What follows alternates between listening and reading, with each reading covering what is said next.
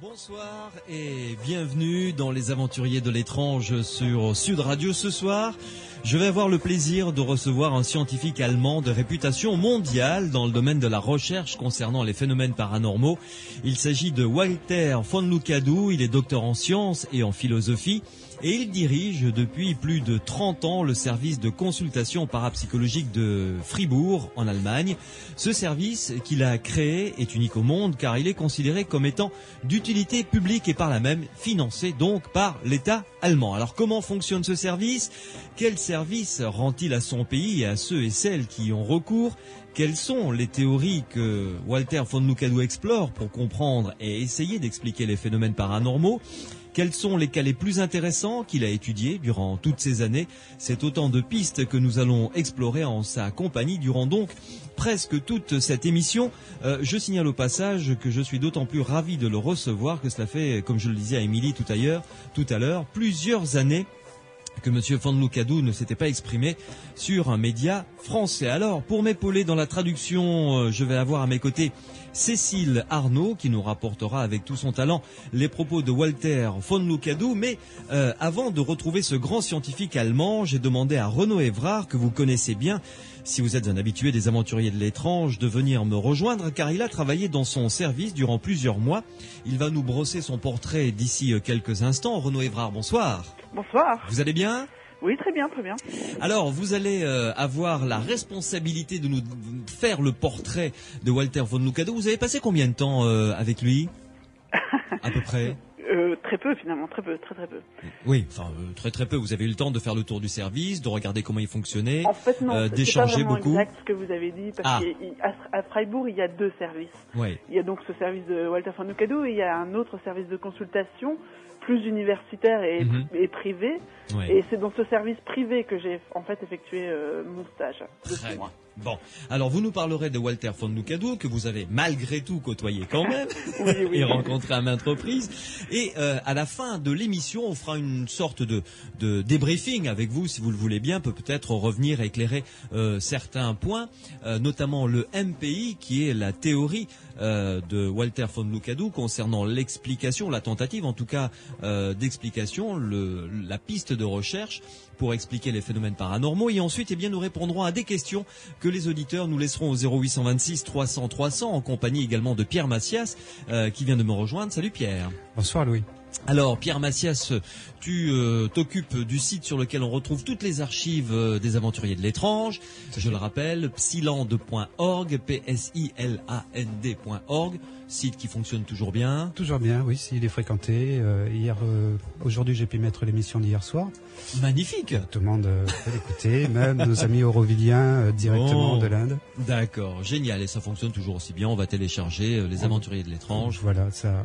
Les gens sont très intéressés par les émissions, aussi bien les dernières que les toutes premières. Bon, parfait. Donc tu restes avec nous bien entendu, puisque tout à l'heure en compagnie de Renaud Évrard, on fera, comme je lui disais, un débriefing concernant cette rencontre avec Walter von Lukadou, et puis nous répondrons aux questions de nos auditeurs, alors, cette fois-ci ouvert évidemment à tous les domaines des phénomènes paranormaux. Morad est au standard, vous pouvez d'ores et déjà vous inscrire au 0826 300 300, et puis comme d'habitude, vous le savez, vous pouvez nous faire part de vos commentaires, de vos réactions par le biais des SMS. Vous tapez Sud sur votre portable, vous laissez un espace, vous rédigez votre texte et vous envoyez le tout au 71 200. Je serai ravi d'être votre porte-parole. Sud Radio, samedi et dimanche, 22h minuit. Louis Bénédit, les Aventuriers de l'étrange. Avant de retrouver ce grand scientifique allemand, Walter von Lukadou, je me tourne vers Renaud Évrard. Alors, Renaud, décrivez-nous un petit peu, enfin pas un petit peu, on a le temps, décrivez-nous les deux services qui existent justement à Fribourg, dont vous venez juste de nous parler en quelques mots. Alors, donc, le service de Lukadou a été créé en 1989 et reconnu d'utilité publique 2 ans plus tard. Donc, maintenant, il est financé par le gouvernement allemand, régional, en fait. Oui, le Land, c'est ça, à hauteur de 20 000 € par an pour 2 conseillers, ce qui est finalement pas suffisant pour vivre de cette activité, mais bon, voilà, c'est déjà bien, c'est déjà une très bonne reconnaissance.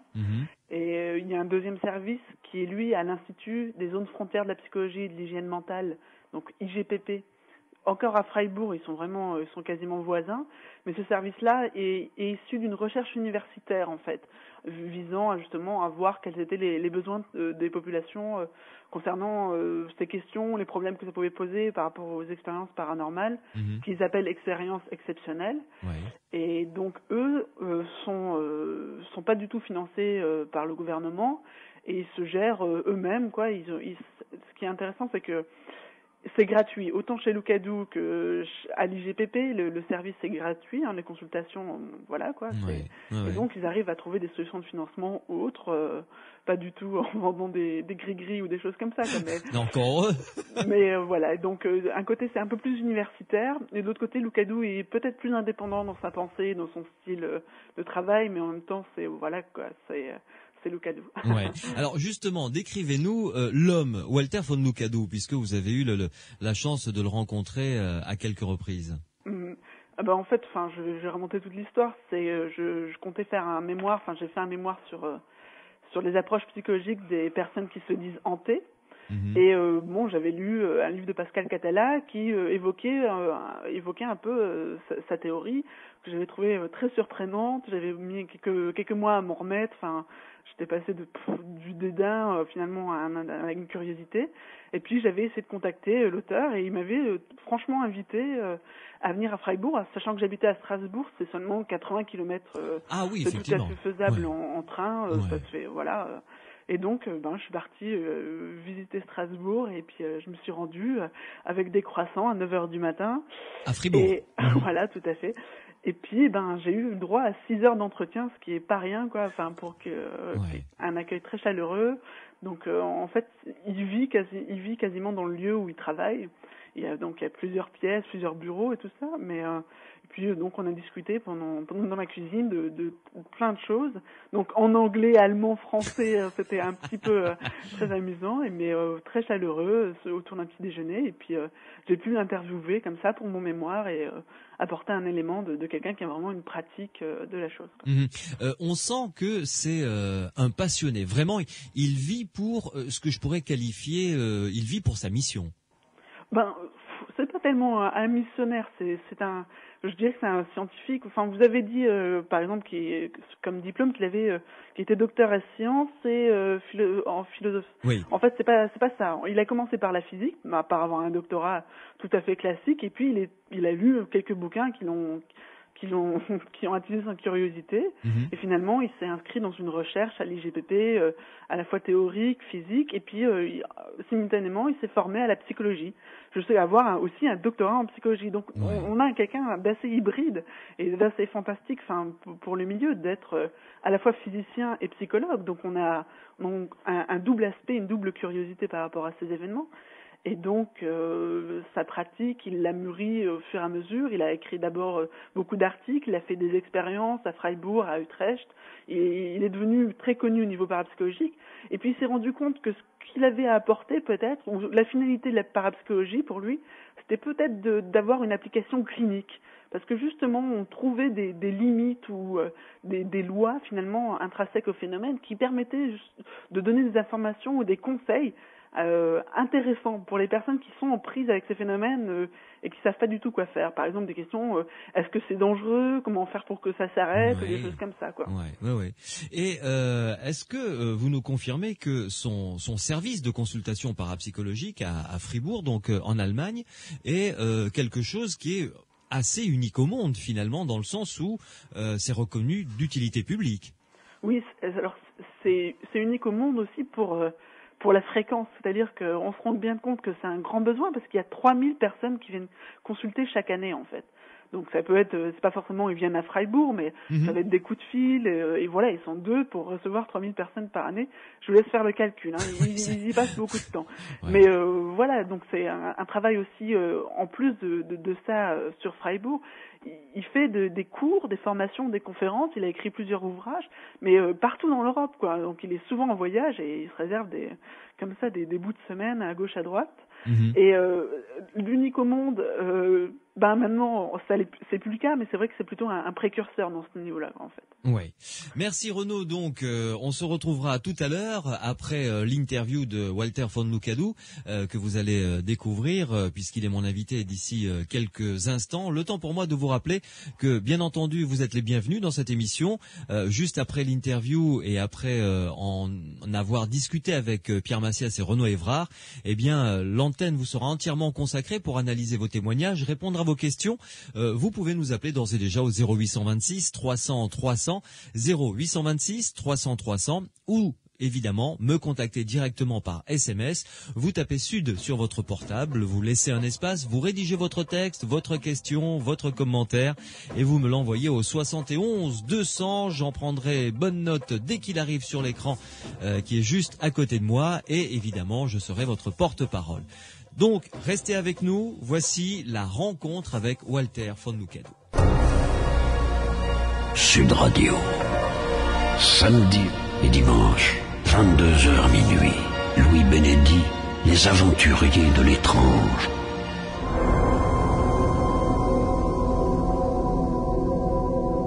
Walter von Lucadou, bonsoir. Bonsoir. Alors, Walter von Lucadou, nous allons revenir au départ. J'ai envie de vous demander, pour commencer cette émission, quand est-ce que vous êtes intéressé au paranormal pour la première fois et pourquoi ? J'ai commencé à m'intéresser au paranormal déjà quand j'étais étudiant. Ça va faire maintenant plus de 40 ans et j'avais 16 ans à l'époque, à peu près. Et ça a commencé en fait pendant un cours d'allemand. Nous avons lu une histoire à propos de fantômes et j'étais très sceptique. Donc j'en ai parlé avec mon prof d'allemand et c'est comme ça que j'ai commencé à m'intéresser à ce genre d'histoire et au paranormal. Mon prof d'allemand m'a donné un livre de Hans Bender ? Oui, tout à fait. Ouais. Il était prof à Fribourg et ça a été plus tard mon professeur.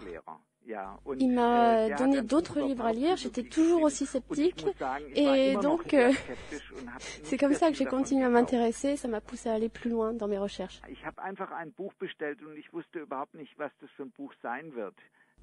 J'avais été dans une librairie et à l'époque il n'y avait encore pas beaucoup de livres qui traitaient à propos du paranormal. Donc à l'époque, il n'y avait pas beaucoup d'argent. Il avait réussi à se faire offrir un livre de Hans Drake. Et par la suite, il a acheté un livre de Bergson, qui était un philosophe français. C'était un livre qui était très critique par rapport à la parapsychologie. Et finalement, je me suis aperçu qu'il se posait les questions que moi-même je me posais. Je voulais absolument étudier la physique. Et je me suis dit, il faut absolument que j'aille étudier à Fribourg, parce que c'est là qu'est le professeur Drich, Hans Bender, pardon. Et il faut absolument que je le trouve et que je l'ai comme prof. Et il a étudié la physique et la psychologie à Fribourg. Et c'est comme ça qu'il a commencé à étudier la parapsychologie. Walter von Lucadou, je rappelle que vous êtes docteur en sciences et en philosophie. Alors, l'étude des phénomènes paranormaux est votre quotidien. À votre avis, on reviendra évidemment sur cette question tout au long de cette émission. Qu'est-ce que la recherche dans le domaine de la parapsychologie peut apporter à l'humanité ? Ça s'intéresse pas forcément au paranormal, mais plutôt à tout ce qui est inhabituel et inquiétant. Souvent, quand les gens racontent leurs histoires un peu inquiétantes, en fait, on ne sait pas si ce sont des phénomènes physiques ou des phénomènes psychologiques. Et c'est ça qui est intéressant à étudier. Et c'est pour ça qu'il faut un peu approfondir les recherches et voir finalement ce que la physique n'arrive pas à expliquer. Beaucoup de gens ne comprennent pas ce qu'ils vivent au quotidien. Beaucoup de gens vivent des expériences inquiétantes et qu'ils ne comprennent pas. Et donc, je me suis dit qu'il fallait absolument que je les aide. Walter von Lucadou, quelles sont, à votre avis, les catégories des phénomènes psy qui vous semblent les plus intéressants à étudier ? Les deux catégories qui me semblent les plus intéressantes, ce sont d'abord tout ce qui est tous les phénomènes qui ont un rapport avec la télékinésie. D'abord avec tout ce qu'on perçoit, tout ce qui est perception qu'on n'arrive pas à expliquer, et après tout ce qui est en rapport avec la télékinésie. Ouais. Et en tant que physicien, il s'intéresse plus particulièrement au phénomène de télékinésie. Oui, ce qui est normal. Oui, tout à fait. Et alors, ça vous semble, par exemple, pour la télékinésie, avec la physique, qu'est-ce qu'on peut découvrir d'intéressant?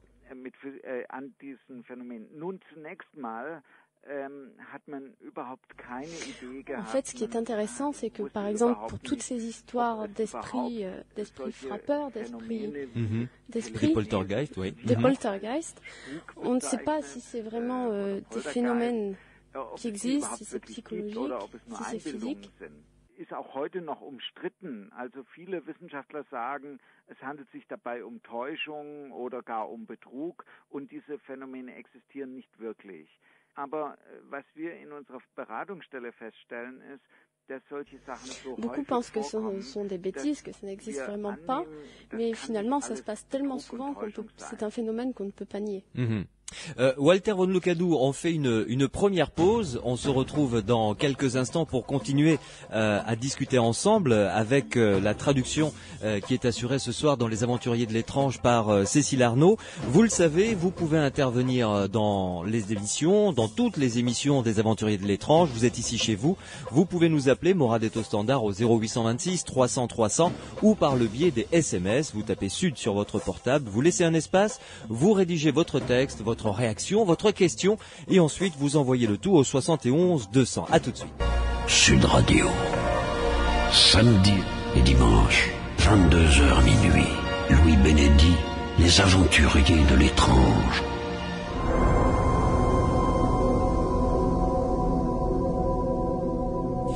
Walter von Lukadou, ce grand scientifique allemand, est en notre compagnie ce soir dans Les Aventuriers de l'étrange, et je suis vraiment ravi de pouvoir l'accueillir et d'être épaulé par la traduction assurée par Cécile Arnaud. Walter von Lukadou, quel est l'objet de votre service de consultation parapsychologique, le service que vous dirigez actuellement? Also zunächst mal wollen wir, und das ist vielleicht das Wichtigste, den Leuten die Angst vor solchen paranormalen Dingen nehmen. Wir wollen, dass sie einfach über solche Sachen berichten können. Auch dann, wenn man vielleicht was Le but principal, en fait, c'est d'aider les gens qui ont peur, de les conseiller, de les rassurer. Et vous recevez beaucoup d'appels. Est-ce que vous avez des chiffres, par exemple, à nous donner? Ja, also uns rufen im Durchschnitt pro Jahr etwa 3000 Menschen an oder schreiben. On a à peu près 30 000 appels par an. Ah oui, quand même. De gens qui appellent, qui viennent nous voir, et ça veut dire qu'on travaille du matin au soir sans interruption. Walter von Lukadou, est-ce que vous pouvez nous raconter une journée de votre travail, le quotidien de votre service de consultation parapsychologie de Fribourg? Ja, also das sieht relativ einfach aus. Meine Mitarbeiterin und ich, wir sitzen eigentlich hauptsächlich am Telefon. Uns rufen hauptsächlich Menschen. Avec ma collaboratrice, souvent c'est plutôt par téléphone, nous répondons aux appels téléphoniques, mais ça nous arrive de nous déplacer, surtout pour les cas de poltergeist, d'aller voir les gens, d'aller voir si les phénomènes se produisent lorsque nous y allons. Mais une journée, ça commence à quelle heure? Quelle est votre principale occupation et ça finit à quelle heure? Par exemple, pour qu'on ait une idée de votre vie au quotidien finalement. Ja. Also wir beginnen 9:30 Uhr, also nicht so früh, weil so früh rufen uns die Leute an. Nous commençons tous les matins à 8h30, ce qui finalement n'est pas très tôt en Allemagne, mais bon, sinon avant on n'a pas d'appel. Le lundi, mardi et vendredi, nous ne travaillons que jusqu'à 1h, et le mercredi et le jeudi, nous travaillons jusqu'au soir tard, 18h, 19h, pour que les gens aient la possibilité de nous appeler après le travail. Évidemment. Et le reste du temps, j'écris des articles dans les journaux, j'écris des livres. Walter von Lukadou, est-ce que vous avez fait des statistiques concernant les appels? Est-ce qu'il y a beaucoup d'appels concernant tel phénomène plutôt que tel autre Ja, ich kann einfach eine Reihenfolge angeben. Also die häufigsten Anfragen, la plupart des appels concernent surtout, en majorité, des perceptions ou des rêves prémonitoires. En majorité. Die zweithäufigste Erlebnisform sind Erscheinungen, also wo Leute plötzlich Après, c'est plutôt tout ce qui concerne des apparitions, des gens qui entendent des voix, qui pensent avoir vu des fantômes, qui pensent avoir vu même des gens de leur famille décédés. Et la troisième catégorie, ça se concerne toujours des gens qui ont vécu des expériences un petit peu particulières, comme l'hypnose, ou qui ont eu affaire à des docteurs qui utilisent le magnétisme. Des guérisseurs, des choses comme ça. Guérisseurs. Et qui ont vécu cette expérience, qui veulent en parler, ou même qui ont eu peur de ces expériences.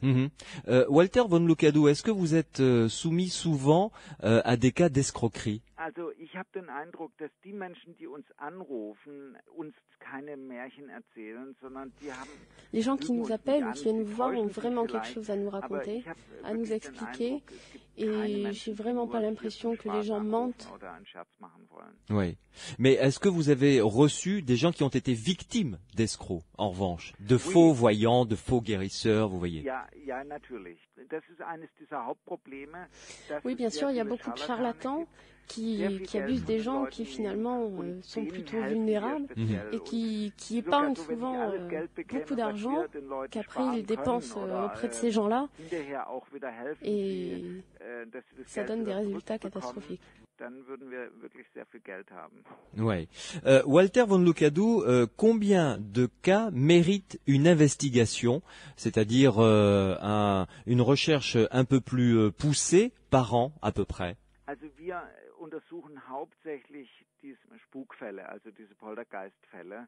Und da gehe ich auch zu den Leuten hin. Aber im Allgemeinen ist es nicht unbedingt erforderlich, weil das Problem besteht darin, die Leute... Plus souvent, on mène des enquêtes plus poussées pour tous les cas qui concernent les poltergeists, mais le plus souvent, finalement, ça leur est égal, parce que les gens viennent surtout nous voir pour nous raconter ce qu'ils ont vécu, pour finalement se soulager. Ouais. Et l'essentiel, c'est d'avoir quelqu'un qui les écoute. Und was ich natürlich auch mache, es gibt hier die Möglichkeit, und da habe ich auch vor kurzem erst eine Publikation gemacht, Menschen, die daran interessiert sind, können zum Beispiel... Et pour les gens qui sont un peu plus intéressés, on peut leur faire vivre, on peut essayer de leur faire vivre des expériences de psychokinèse. Si ça les intéresse. Oui. Quand vous allez sur le terrain, quels sont est-ce que vous avez des moyens d'investigation? Je veux dire, est-ce que vous avez de l'argent pour pouvoir vous déplacer quand vous le voulez sur le terrain? Nein, das ist ein Problem, deswegen machen wir das auch nicht. Was ich gerne hätte, je me déplacerais bien plus souvent chez les gens si je pouvais. Le problème, c'est que c'est financé par le Land du Baden-Württemberg et ça permet uniquement de financer le bureau, là où nous travaillons, et ça ne permet pas de financer nos expéditions finalement. Et c'est dommage parce qu'on pourrait étudier des cas, beaucoup plus de cas, et là on n'en a pas l'occasion. Bien. Walter von Lucadou, quand vous allez quand même sur le terrain, est-ce qu'il y a des choses particulières que vous emportez? Qu'est-ce que vous emportez? Also zunächst mal habe ich eine Reihe von physikalischen Messgeräten. Das sind so Standardmessgeräte. J'emporte bien entendu quelques instruments de physique. Bien sûr. J'emporte un électromagnétiseur, un microphone.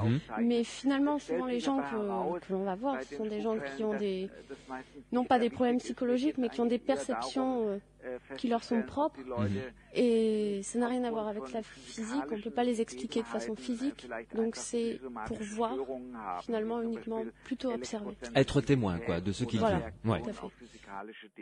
Walter von Lucadou, on fait une seconde pause. On se retrouve dans quelques instants pour continuer à découvrir avec vous votre travail donc à Fribourg au sein de ce service de consultation parapsychologique. Je vais vous demander dans quelques instants de nous raconter 3 cas que vous estimez vraiment intéressants, qui sont pour vous symptomatiques des cas qui qu'il faut étudier. Cécile Arnaud assurera bien entendu la traduction. Je rappelle à ceux et celles qui nous écoutent qu'ils peuvent réagir. Vous pouvez envoyer vos questions avec votre téléphone portable. Vous tapez Sud sur votre portable, vous laissez un espace, vous rédigez votre texte et vous envoyez le tout au 71 200. Également, si vous avez envie de réécouter cette émission ou d'écouter les autres émissions, eh bien je vous invite à vous diriger vers un site internet psiland.org, psiland.org. Sur ce site, vous allez pouvoir trouver toutes les archives des émissions en intégralité des Aventuriers de l'étrange que vous pouvez télécharger sur votre MP3 ou écouter en ligne, psiland.org. À tout de suite.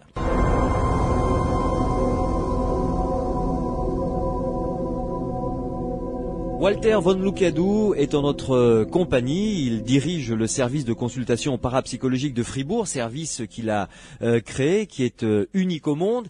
Et avec lui, eh bien, nous allons découvrir maintenant les quelques 3 cas. Il y en a peut-être sûrement même d'autres qui lui semblent vraiment intéressants. Alors, Walter von Lucadou, racontez-nous 3 cas que vous trouvez vraiment très intéressants et qui ont mérité une investigation, et vous nous en raconterez évidemment après le résultat. Le premier cas pour commencer. Also der erste Fall, den ich Ihnen schildern will, ist ein Fall, der sehr erstaunlich war und den ich auch gelöst habe. Le premier cas qui me semble particulièrement intéressant, c'est l'histoire d'un jeune homme qui était dans une maison et qui entendait une toute petite voix qui lui parlait, et donc il était tout seul dans la maison, en plein milieu de la campagne, sans voisin, et c'était assez intriguant. Einige hatten ihm schon den Rat gegeben, er soll einen Psychiater aussuchen. Il avait essayé d'en parler à un psychiatre. Le psychiatre, le psychiatre lui avait conseillé d'aller voir un médium pour essayer d'enlever soi-disant un esprit. Je lui ai demandé d'où venait exactement la voix et d'essayer de localiser l'origine de cette voix, d'où elle venait. Ouais. Je pensais, il était persuadé, il avait cherché, il était persuadé que cette voix venait de la théière. D'une théière qu'il avait chez lui. Bon, c'est intéressant, d'accord? J'ai tout de suite su que c'était un phénomène paranormal quand il m'a raconté cette histoire. Je lui ai demandé de regarder un petit peu ses fenêtres et de voir s'il n'y avait pas une antenne radio pas très loin. Okay. Il a découvert qu'à 300 mètres de chez lui, il y avait une antenne radio. Une antenne de réémetteur radio. Oui. Amplificatrice, donc très forte, oui, j'imagine. Et quand il prenait la théière, en fait, il pouvait écouter la radio. Il entendait la voix de la radio. Ah oui, donc c'était un phénomène tout bêtement physique, quoi, finalement. C'était tout simplement un phénomène physique, mais il ne pouvait même pas imaginer comment 2 bouts de métal pouvaient produire un son pareil. Ouais. Ce cas prouve que finalement on peut toujours trouver une explication à ce genre de phénomène. Le deuxième cas est un cas tout à fait tragique qui prouve que les gens ont une peur inconsidérée de ce genre de phénomène. C'était un jeune homme qui avait passé 6 mois dans un hôpital psychiatrique. Ouais. Il est venu me voir en me racontant que lui, il était persuadé que son cas n'était pas un cas psychiatrique. Il m'a raconté que lui, il avait eu un cauchemar terrible. Ouais. Il avait rêvé que son père mourait dans un accident de voiture. Ouais. Et le matin, il a raconté ce rêve-là à sa mère. Ils en ont parlé ensemble et finalement, ça ne s'est pas produit. Le père était toute la journée en voiture et il n'avait pas appelé ce jour-là. Et finalement, il a eu un accident cet après-midi. L'après-midi qui a suivi le cauchemar. Et l'accident s'était passé de façon absolument similaire au rêve du jeune homme. Voilà. Ouais. Le jeune homme était complètement effondré, j'imagine. perturbé. Et là, il était complètement effondré parce qu'il a pensé finalement qu'il était un petit peu pour quelque chose. Que c'était lui le responsable dans la mort de son père. Oui. Et à chaque fois qu'il faisait un rêve de ce style-là, il allait voir la police en se dénonçant et en disant qu'il était responsable. Ah oui, que c'était lui le responsable de l'accident. Oh, le pauvre garçon, oui.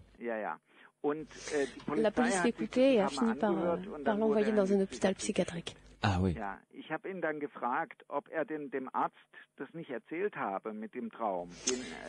lui ai demandé pourquoi est-ce qu'il n'en parlait pas à un docteur qui pourrait le conseiller, qui pourrait l'aider. Et il m'a répondu qu'il en avait parlé, mais que finalement le docteur n'avait jamais voulu le croire. J'ai appelé ce docteur. Ah oui. Et c'était tout à fait évident que son cas n'était pas psychiatrique. Et la mère était d'ailleurs tout à fait d'accord avec ça. Quand j'ai appelé le médecin m'a répondu oui, bien sûr, il m'a parlé de son rêve, mais son rêve, finalement, on a pensé, le médecin a pensé que c'était un complexe d'Oedipe, qu'il avait pu subir dans son enfance des agressions et que finalement, il avait rêvé de la mort de son père qui voulait tuer son père. Uniquement à cause de ça, d'accord. Le médecin savait tout simplement pas quoi faire, comment prendre cette histoire. Alors qu'en fait, la réalité était tout le contraire de ce que racontait le docteur. Le père était très important dans la vie du jeune homme, il n'avait jamais subi d'agression. Ça nous montre à quel point la vie de ces gens est difficile, à quel point il est difficile pour eux de parler de leur expérience à des gens qui finalement ne veulent même pas les entendre et même pas les comprendre. Ce cas nous montre à quel point finalement c'est important d'avoir des psychologues, des gens qui s'intéressent à ces phénomènes pour pouvoir aider les gens qui ne trouvent pas d'aide à l'extérieur et autour d'eux. Walter von Lucadou, quand vous avez contacté finalement ce docteur, quand vous avez apporté un éclairage nouveau à ce qu'a vécu ce jeune homme, est-ce qu'il allait mieux lui après? Ça a été très important qu'il m'en parle, puisque ça lui a fait comprendre qu'il n'était pas malade, qu'il n'était pas un cas psychiatrique, et que ses rêves étaient finalement assez normaux. Yes, I understand. Walter von Lucadou lui a donc expliqué que s'il avait ce genre de rêve, il n'avait absolument rien contre la personne à propos de laquelle il avait rêvé, et ça l'a aidé vraiment à mieux vivre après ce type de phénomène. Walter von Lucadou, est-ce que ce jeune homme a vécu d'autres rêves prémonitoires après que vous l'ayez aidé à comprendre comment il fonctionnait? Stellte sich heraus, dass es ist meistens so, wenn die Betroffenen verstehen, was passiert. Ich gebe ihnen dann immer zur Aufgabe, ihre Träume aufzuschreiben. Une fois que je lui ai expliqué, je lui ai donné quelques exercices, en fait, à réaliser. Il devait me décrire tous ses rêves. Et finalement, il est reparti très satisfait, beaucoup moins inquiet. Et ça lui a permis de vivre avec. Oui, de vivre mieux. C'est évidemment le talent ou le don qu'il avait, bien sûr. Est-ce que, Walter von Lucadou, est-ce que vous avez eu des cas de rêves prémonitoires d'accidents, mais qui ont permis d'éviter l'accident? C'est une question difficile.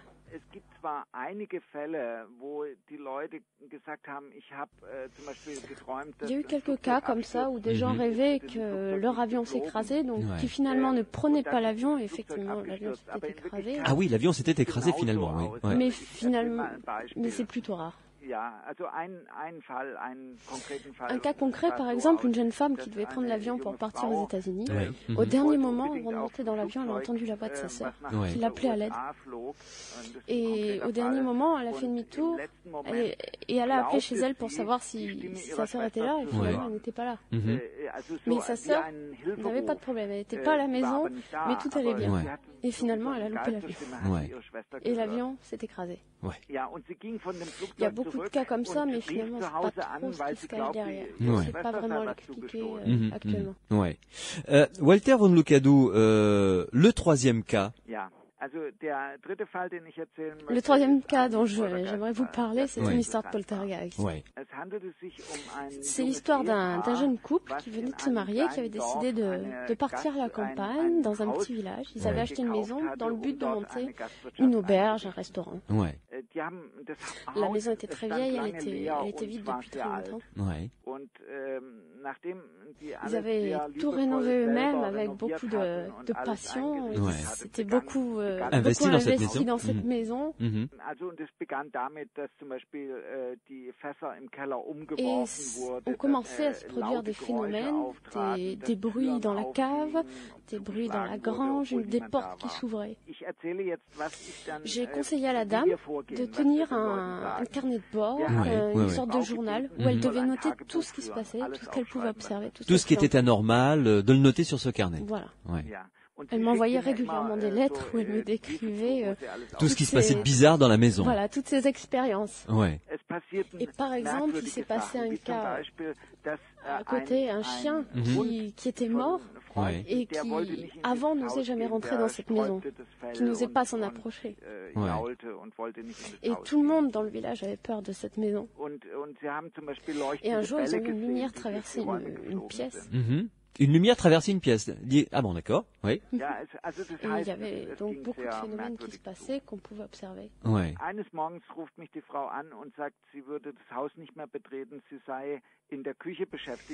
Un jour, elle m'appelle un matin et elle me raconte que dans sa cuisine, elle a vu un couteau s'envoler à travers la pièce. Et elle n'osait même plus rentrer dans la maison et j'y suis allée tout de suite. Ouais. Et je suis revenue plusieurs fois par la suite. Tous les gens qui étaient présents pendant les phénomènes, je les ai tous interrogés. Ils m'ont tous décrit avec précision tout ce qu'ils avaient pu voir, tout ce qu'ils avaient pu observer pendant ce temps-là. Et tout le monde était persuadé qu'en fait des gens avaient été enterrés vivants dans la cave. Ouais. Il y a longtemps de ça. Mhm. J'ai visité toute la maison et je dois bien avouer que l'ambiance était très pesante, que c'était pas très agréable déjà de la visiter, donc d'y vivre. Ouais. Et je me suis vraiment étonnée qu'on puisse y rester et qu'on puisse y vivre aussi longtemps. Ah d'accord, oui, que effectivement. j'y étais restée. D'accord. Il leur a demandé si on pouvait établir une corrélation entre un problème psychologique qu'ils avaient et puis les phénomènes de poltergeist qui se produisaient, tels le couteau qui traverse la cuisine, enfin bref, et tous les autres problèmes qu'ils ont connus. La dame m'a raconté qu'elle n'avait absolument aucun problème, qu'ils étaient heureux ensemble, qu'ils s'étaient mariés avec amour, avec enfin. amour, et Ouais, donc ouais. que son seul problème dans sa vie, c'était ce poltergeist. J'étais très étonnée parce que d'habitude, les cas de poltergeist se produisent face à des gens qui ont des problèmes psychologiques. Ouais, ouais, Et ouais. là, cette dame... Visiblement, enfin, elle disait qu'elle n'en avait pas. Voilà.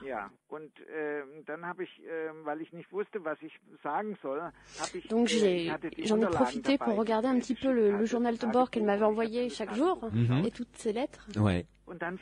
Et là, j'ai remarqué quelque chose qu'auparavant je n'avais pas encore vu, que je n'avais pas remarqué. Ouais.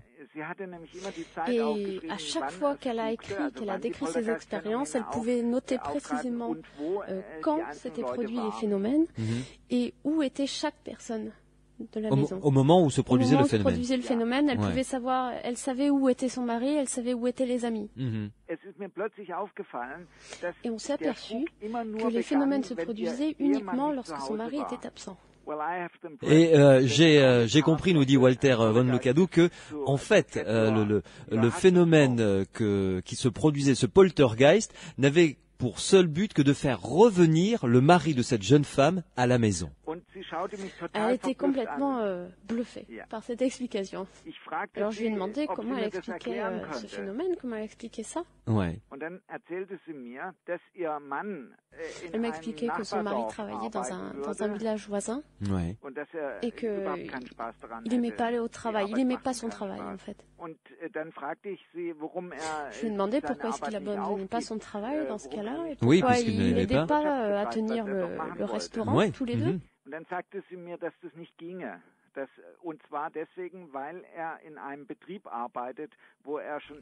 Elle m'a dit que c'était absolument impossible, qu'il travaillait dans une entreprise familiale, que son père avait travaillé là-bas, son grand-père avait travaillé là-bas, et qu'il fallait qu'il y reste. Ouais, donc il ressentait vraiment le poids de la tradition familiale. Et ça, c'est un vrai problème psychologique. Quand je lui ai donné ce conseil, lui, il était enchanté. D'arrêter son travail. Et à partir de ce jour-là, la voix étrange, les phénomènes se sont dissipés et ont quasiment disparu. Et j'y suis revenu récemment et tout était en ordre. À peu près un an plus tard, j'ai rappelé là-bas. Ouais. Je lui ai demandé comment ça allait et comment ça se passait. Et elle m'a raconté qu'elle avait ouvert un deuxième restaurant dans le village. Je lui ai demandé ce que faisait le poltergeist oui, pendant parce ce qu'il y avait encore des cas troublants, oui. Et elle m'a répondu qu'elle pensait savoir ce que c'était avec le recul. Elle pensait que c'était l'esprit de la maison qui voulait l'aider et qu'à chaque fois qu'elle voulait prendre des décisions, et il l'a conseillé, il était là pour l'aider à prendre la bonne décision, la décision qui serait dans son intérêt à elle. Ouais. Et que finalement, l'esprit frappait toujours, qu'elle entendait toujours l'esprit, mais aujourd'hui elle sait ce que c'est, ça l'aide. Ouais. Et elle l'a accepté. Je lui ai dit que c'était très bien.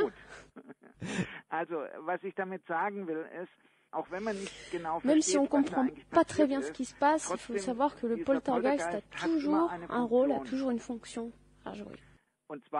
Et finalement, c'est bien la preuve que les poltergeists sont des réactions psychosomatiques à des problèmes que les gens ne savent pas forcément.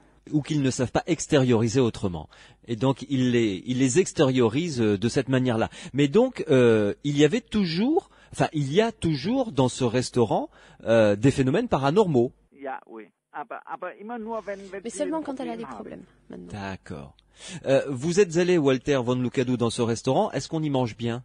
Je ne suis pas retournée, malheureusement, manger. Mais je pense qu'on y mange très bien quand même.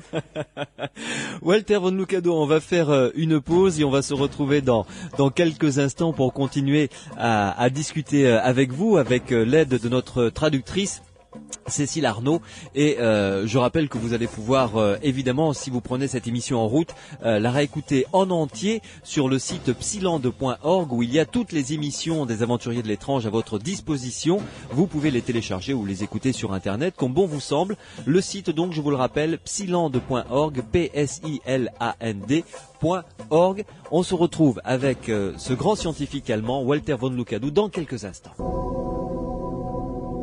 Ce soir, nous avons, vous l'avez entendu, le grand plaisir de recevoir ce scientifique allemand, Walter von Lukadu, qui est le directeur et le créateur du service de consultation parapsychologique de Fribourg. Il est en notre compagnie. Il y a quelques minutes, il nous a rapporté plusieurs cas qu'il a eu l'occasion d'investiguer. Un premier cas qu'il a résolu, d'autres cas le deuxième qu'il a résolu. Enfin, il a aidé quelqu'un à vivre avec ce don ou ce talent de clairvoyance qui peut poser des problèmes. Il en a posé à ce jeune homme. Et puis ce cas de poltergeist. Mais là, j'aimerais savoir, Walter von Lukadu, est-ce que vous avez été témoin d'un phénomène paranormal? Est-ce que vous avez vu de vos propres yeux se produire devant vous un phénomène paranormal? Bien sûr que j'ai été témoin de phénomènes paranormaux, mais c'est toujours délicat de fixer la limite d'où commence le paranormal ou pas. J'ai par exemple assisté à des pierres qui volaient, qui bougeaient. On pouvait entendre des pierres qui roulaient. Il a pu aller collecter les petites pierres qui volaient, faisaient du bruit. D'accord. Qui faisaient du bruit. Et je les ai encore. Mais vous les avez vus voler?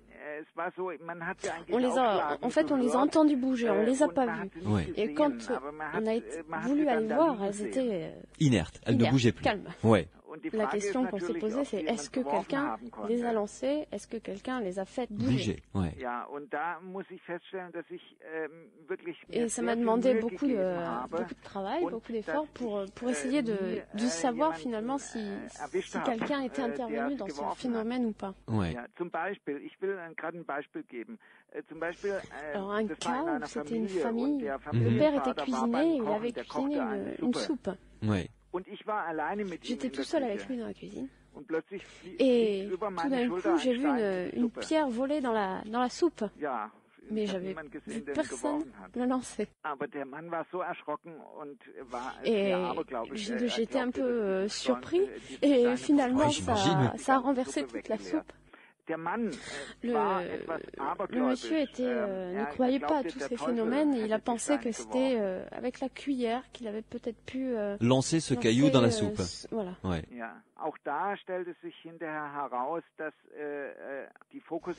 Et on s'est aperçu qu'il y avait une jeune fille dans la famille qui avait des gros problèmes psychologiques.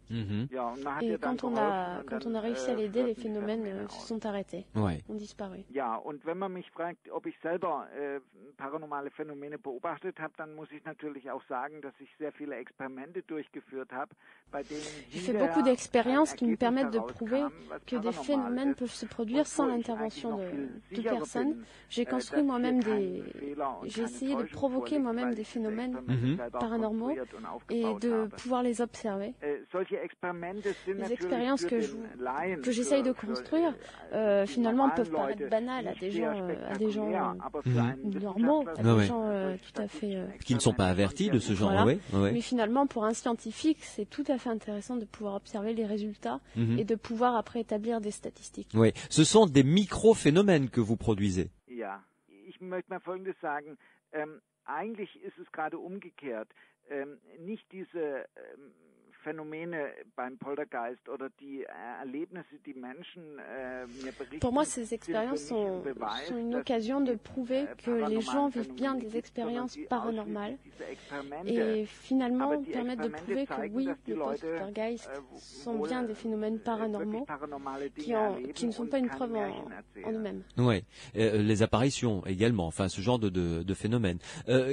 Qu'est-ce que vous faites comme expérience vous-même, Walter von Lukadou? Décrivez-nous un petit peu comment vous travaillez. Moi-même, je ne fais pas de...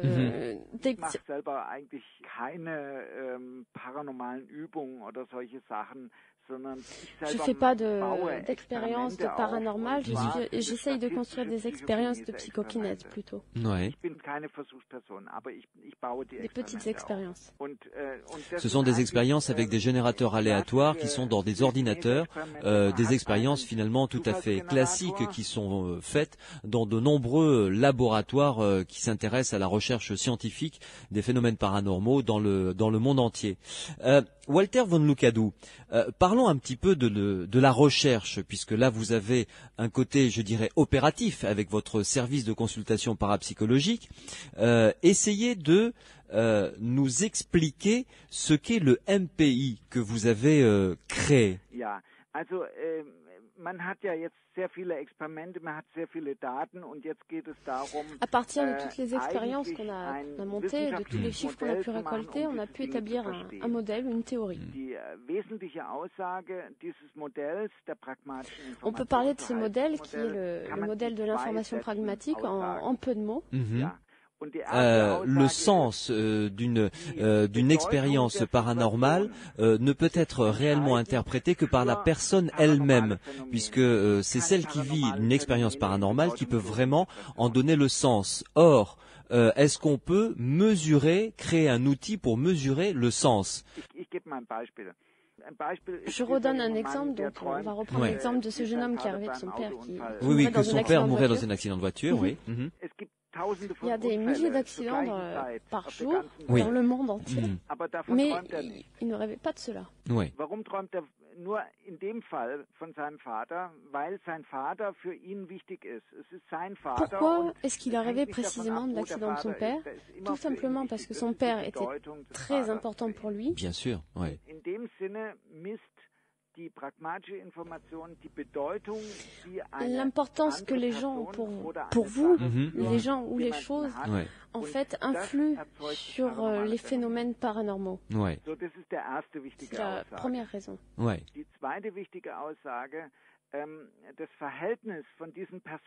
la deuxième théorie au sein du modèle de l'information pragmatique, c'est aussi le comportement des gens qui est très important. There is a term which is from Francesco Varela. He lived at Paris. and he had the term organizational closure. He says if a person is very close to me, or if the mother is very close to her child. Alors, c'est un scientifique français qui a monté cette théorie. Plus les personnes sont proches l'une de l'autre, il y a ce genre de symbiose qui se crée entre eux, et à ce moment-là, c'est un terrain favorable pour la création de phénomènes paranormaux. Il y a aussi Rupert Sheldrake qui parle de champs morphiques. C'est à peu près la même chose comme théorie finalement, Walter von Lucadou. À peu près, pas tout à fait, mais en gros c'est ça. Ouais. Dans un système pareil où les gens sont très liés, ouais. Il existe des corrélations. Oui, des passerelles entre eux évidemment. Oui.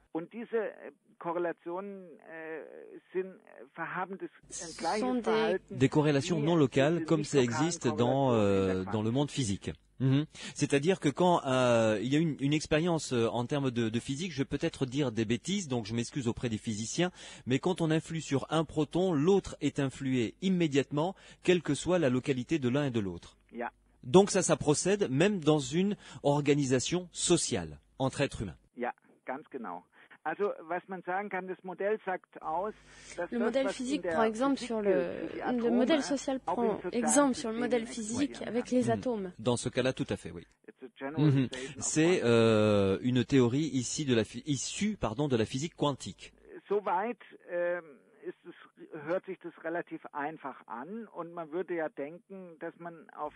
On s'aperçoit que finalement la physique peut produire des phénomènes paranormaux tout à fait simplement. On doit juste reproduire ces corrélations que l'on observe dans la société, mais on doit bien sûr le faire de façon spontanée, quand par exemple quelqu'un est amoureux. Mais il y a encore un problème, et c'est la deuxième chose importante pour ce modèle de l'information pragmatique. La deuxième loi de ce modèle, oui. Quand vous essayez d'utiliser cette théorie de non-localisation pour essayer de le contrôler, de contrôler quelque chose avec cette théorie, et à ce moment-là précisément, cette action de non-localisation disparaît. Ça veut dire qu'on peut vivre des phénomènes paranormaux, mais qu'on peut difficilement les utiliser. Ou les reproduire en laboratoire. On peut aller encore plus loin. On peut mathématiser ce modèle. Ouais. On a des résultats assez surprenants. Quand on répète des expériences, chaque fois qu'on les répète, elles sont de plus en plus faibles. Oui. L'effet s'amenuise petit à petit. Et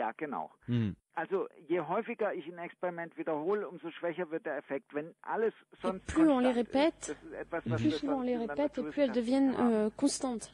Ouais. Il y a des études statistiques qui ont été réalisées à partir de 600 expériences qui ont été faites ces dernières années. Et finalement, on en a déduit que les effets, la quantité des effets, la mesure des effets,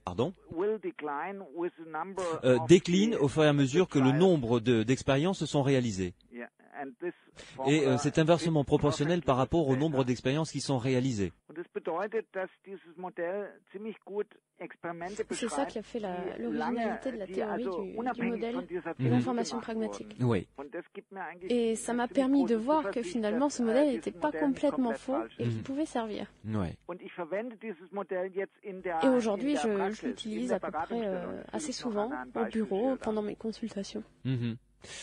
Walter von Lucadou, quels sont vos rapports avec les autres scientifiques en Allemagne et dans le monde entier? Ich habe im Großen und Ganzen kein Problem mit Kollegen. Manche denken zwar, das ist Spinnerei, Parapsychologie ist Spinnerei. J'ai pas de problème particulier avec mes collègues. J'ai de très bonnes relations globalement avec les autres scientifiques. Même si certaines croient que finalement la parapsychologie sont des bêtises. Mais ceux qui me connaissent sont généralement assez surpris, voire un petit peu jaloux de ce que je peux faire. Oui. Et donc, ma question, c'est, vous êtes au directeur et créateur d'un service qui je veux pas raconter de bêtises, est unique au monde. C'est la première expérience de toute façon qui a été financée par un land en Allemagne. Et en fait, c'est cette combinaison entre la physique et la parapsychologie qui est complètement unique. Et nous avons en plus un modèle qui permet d'aider les gens et qui permet d'expliquer un petit peu les expériences qu'ils ont vécues. Et si je peux me permettre, j'aimerais bien raconter une autre petite histoire. Avec grand plaisir. Comme quoi, la plupart des histoires sont des cas assez tragiques.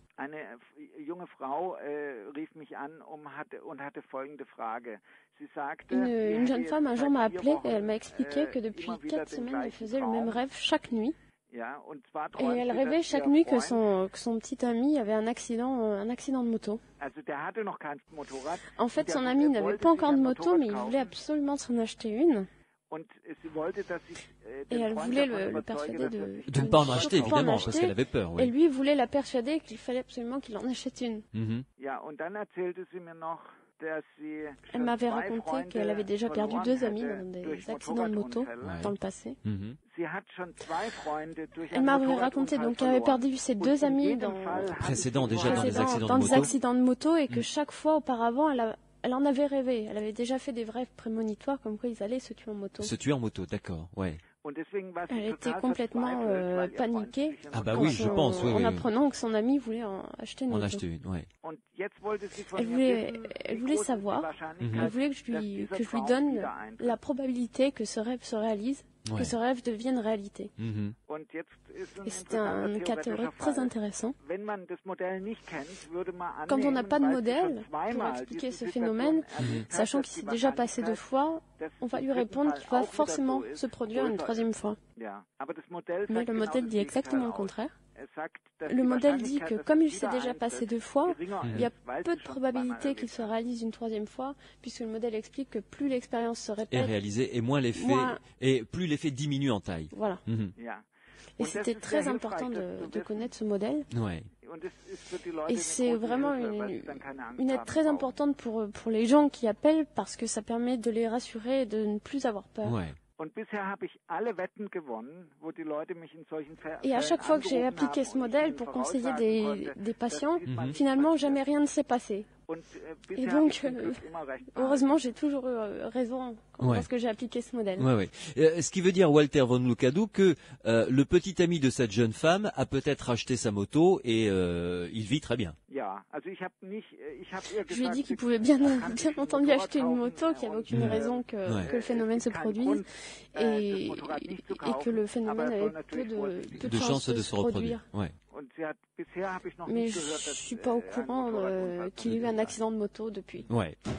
Walter von Lucadou, nous allons faire une dernière pause et on se retrouve pour encore quelques instants parce que j'aimerais vous interroger sur l'avenir de la recherche dans le monde des phénomènes parapsychologiques, avoir un petit peu votre vision de l'avenir. Vous restez avec nous, on se retrouve dans Les Aventuriers de l'étrange sur Sud Radio dans quelques minutes.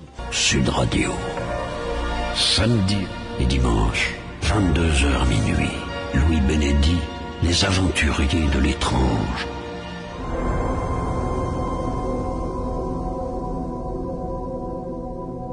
Le scientifique allemand Walter von Lucadou est en notre compagnie ce soir dans Les Aventuriers de l'étrange sur Sud Radio. Il a créé et il dirige à Fribourg en Allemagne le service de consultation parapsychologique, un service qui est unique au monde. Nous l'avons vu, un service qui est financé par l'argent de l'État.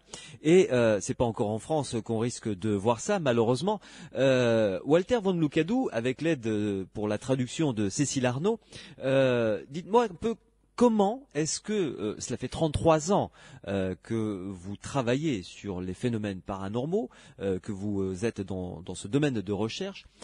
À votre avis, comment voyez-vous l'avenir de la recherche scientifique des phénomènes paranormaux? Est-ce que vous êtes optimiste? Je suis pas pessimiste. Je suis pas pessimiste. Bon, c'est déjà pas mal. Je pense que la vision qu'on a des phénomènes paranormaux va quand même changer et va évoluer. Il faut qu'on accepte le fait que les phénomènes paranormaux ne se contrôlent pas, ce ne sont pas des machines, et on doit vivre avec.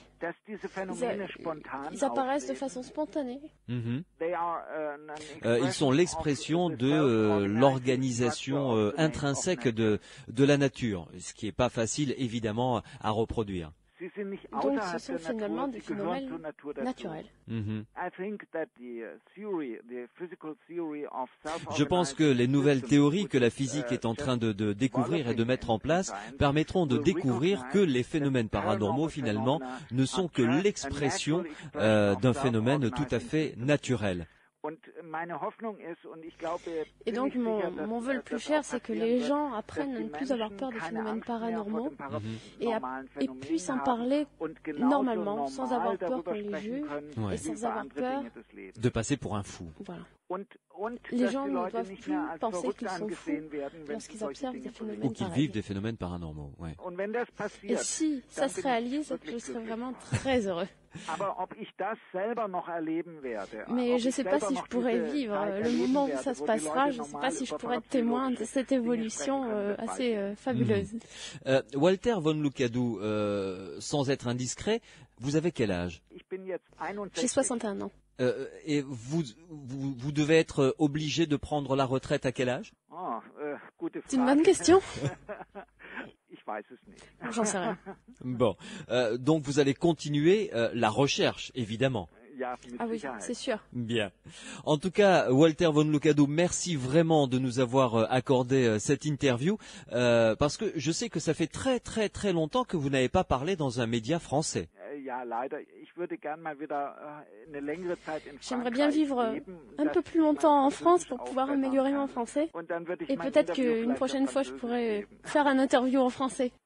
Et j'adore la France, j'adore les Français, donc ça serait une grande joie pour moi de pouvoir parler cette langue. En tout cas, merci beaucoup Walter von Lucadou et à très bientôt sur Sud Radio dans Les Aventuriers de l'étrange. Merci. Merci aussi. Sud Radio, samedi et dimanche. 22h minuit, Louis Bénédy, Les Aventuriers de l'étrange. Énormément de SMS sont arrivés au 71 200 durant cette conversation avec ce scientifique allemand Walter von Lucadou. Alors pour parler un petit peu de cette rencontre et revenir sur quelques notions, notamment une qui est quand même assez complexe, Renaud Évrard est en ma compagnie ainsi que Pierre Massias. Alors Renaud Évrard, j'aimerais que l'on revienne d'abord sur le MPI, que vous nous expliquiez peut-être de manière plus vulgarisatrice ce que a découvert, la théorie de Walter von Lucadou. Oui, j'aimerais bien essayer. C'est vrai que j'avais préparé un peu quelque chose, mais c'est pas évident, hein. Oui. Qu'est-ce qu'on peut en dire? Donc MPI, ça veut dire modèle de l'information pragmatique, en anglais. Hein. Oui. Bon, je dis tout de suite déjà, il y a des articles disponibles sur Internet, traduits en français ou directement en anglais. Donc si les gens veulent y aller plus loin, c'est possible. Bon. Et donc c'est une théorie qui se base sur la physique quantique, comme on l'a entendu, et sur la théorie des systèmes. À quoi ça sert? Ça sert à dire que on peut traiter de plusieurs types de systèmes, que ce soit des systèmes sociaux, systèmes physiques, psychologiques, et on peut un peu comme ça mélanger les disciplines et les facteurs, et on obtient quelque chose qui est finalement plutôt neutre et qui nous permet de simplement décrire ce qui se passe sans s'arrêter au fait qu'on ne sait pas encore vraiment au niveau de la substance, du substrat, de quoi il s'agit. Est-ce qu'il s'agit d'une force physique inconnue, d'un fluide, d'une onde cérébrale? Un jour, on en saura peut-être plus. Mais pour l'instant, on travaille encore à ce niveau-là d'une théorie des systèmes assez générale. Donc ça, c'est un premier aspect. Ensuite, Lucadou a utilisé la théorie quantique. Et bon, ils sont beaucoup à l'avoir remarqué qu'il y avait quand même des analogies entre les phénomènes qui surpasseraient un peu notre temporalité et notre espace quotidien. Et qui ressemblerait en ça à des phénomènes de la physique quantique obtenus en laboratoire. Mais c'est vrai que cette analogie, ça ne dure qu'un temps et ce serait pas vraiment scientifique de s'arrêter à ça. Mais bon, on va dire que Lucadou, quand même, c'est un physicien de très bon niveau Et lui, il a beaucoup avancé sur la question, et il a travaillé avec de très bons chercheurs aussi. Ouais. Et donc lui, il postule vraiment un isomorphisme, c'est-à-dire que c'est isomorphisme, c'est la même chose, la même forme en fait à description. C'est-à-dire que les phénomènes quantiques, leurs propriétés sont quasiment les mêmes que les phénomènes psi. Donc Lucadou a parlé de corrélation non locale.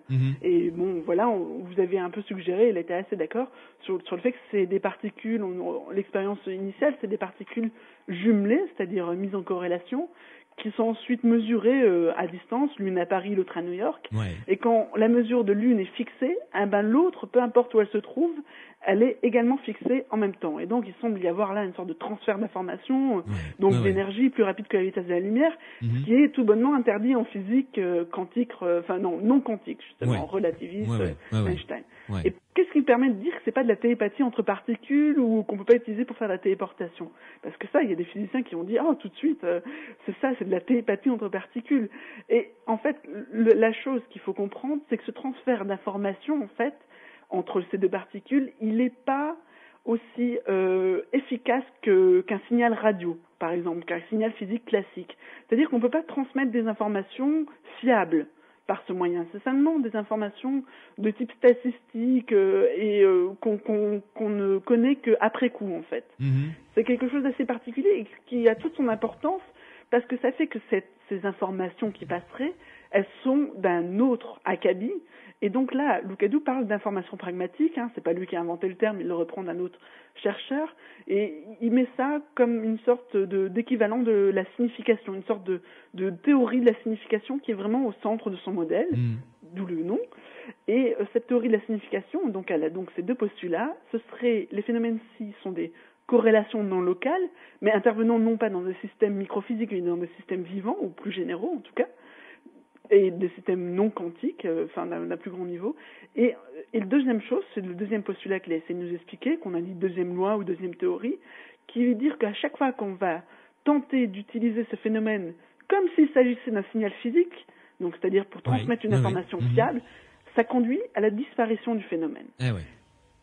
Et alors, il y a un SMS qui nous est parvenu au 71 200 pendant l'interview de Walter von Lucadou qui dit bonsoir d'abord, puisque les diverses expériences ont validé justement les ponts quantiques, donc il parlait évidemment de cette théorie de non-localisation, pourquoi les phénomènes psi ne sont-ils pas évoqués plus librement par les chercheurs français?